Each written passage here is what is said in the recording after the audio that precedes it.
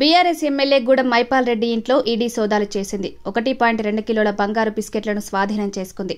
Mypal Reddy bank లాకర్లను ED check చేసింది. పటాన్చెరులోని ఎస్బీఐ బ్యాంకులో ఎమ్మెల్యే లాకర్లను ఓపెన్ చేయించారు అధికారులు. పీఎంఎల్ఏ కేసులో 1.2 కేజీల బంగారాన్ని స్వాధీనం చేసుకున్నారు.